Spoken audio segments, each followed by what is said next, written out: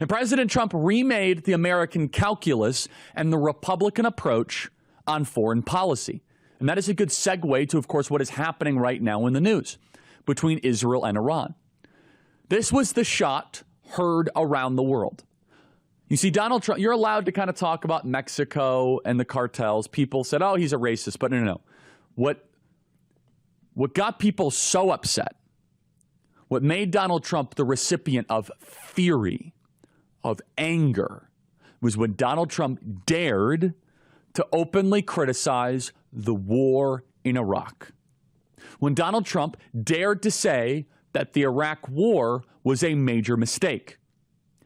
Donald Trump took out a sword and stabbed neoconservative in the face and said, this is no longer going to be the ethos of this Republican Party. Play cut 229. We spent $2 trillion in Iraq. $2 trillion. We lost thousands of lives, thousands in Iraq.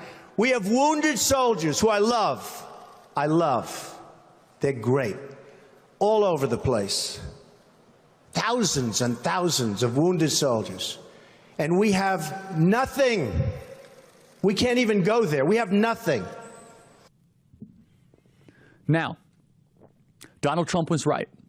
But we must also simultaneously understand Donald Trump is not an isolationist.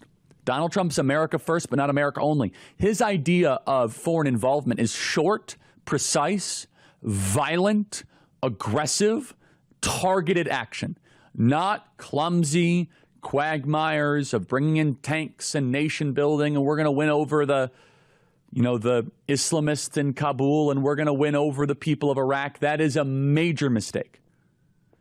Donald Trump, his perspective when it comes to foreign policy is not about winning and turning over the hearts and minds of the people of Iraq and making them into Westerners. It's about we're going to use force if necessary.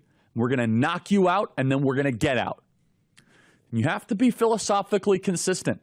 As I was rewatching Donald Trump's announcement address 10 years ago today, this is not one that you are going to see very often on TV.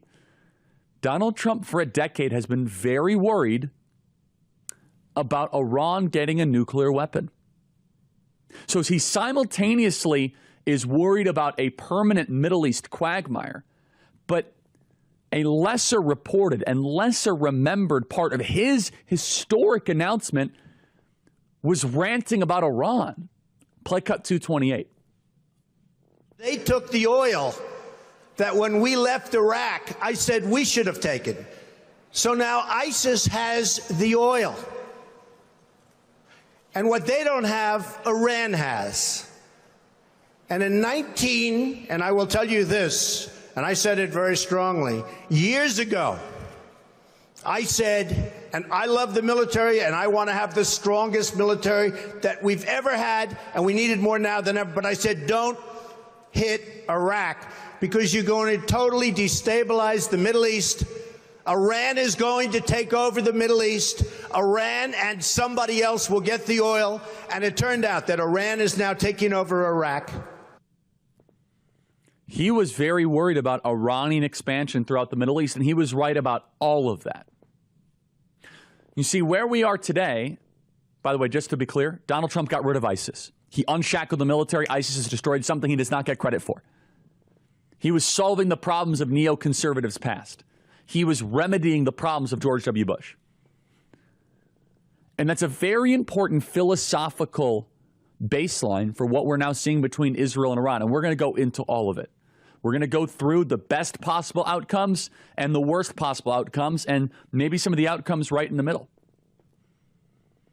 Between regime change, is that a good thing? Should we celebrate that? Should we cheer for that? Between full-out victory for Israel, what does that even mean? What is the goal here? We're going to examine that all throughout the next couple of hours. But the baseline for all of that, we must never forget, is the way we are even viewing these issues, the way that we are asking questions, the way that we are processing this information is fundamentally different because a billionaire decided to go down an escalator and change politics for good. For full shows, live and on demand, it's Salem News Channel.